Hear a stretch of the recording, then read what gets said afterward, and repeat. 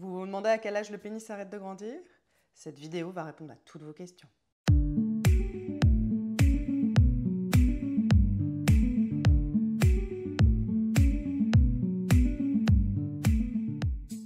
Alors, à quel âge est-ce que le pénis arrête de grandir?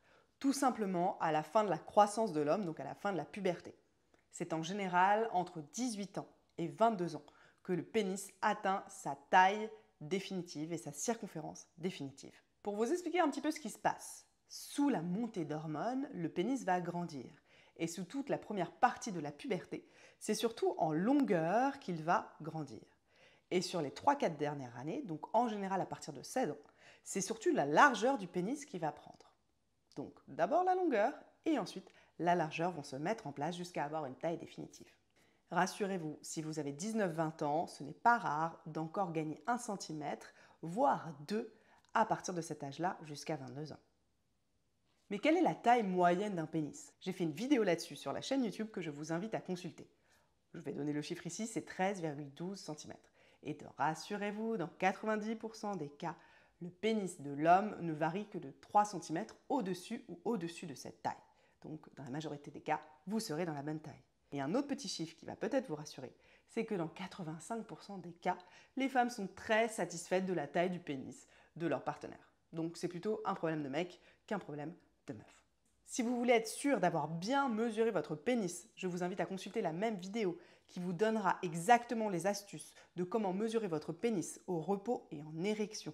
Et surtout, n'utilisez pas une règle droite puisque vous allez perdre des petits centimètres et il faut un mètre ruban. Je vous invite, si vous êtes un jeune homme, adolescent et que vous avez des doutes sur la taille de votre pénis, à effectuer éventuellement une consultation avec un sexologue. Donc c'est différent, moi je suis sexothérapeute. Pour un bon sexologue, je vous invite à aller sur le site de charles.sco. Je vous mets le lien juste là.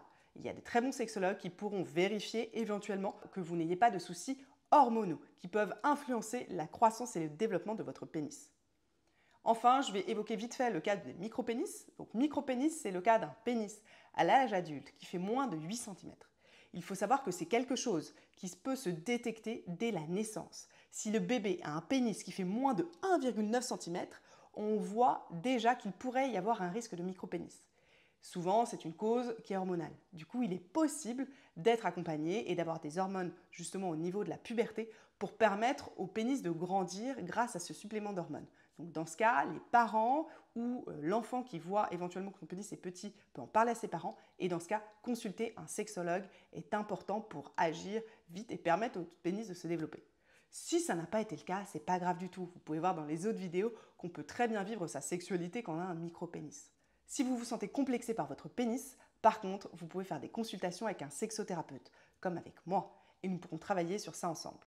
J'espère que cette vidéo vous a plu. Abonnez-vous à la chaîne YouTube pour plein d'astuces pour avoir une sexualité épanouissante et être en couple en prenant beaucoup de plaisir. Vous pouvez aussi réserver des consultations avec moi en visio ou à Paris, seul ou en couple.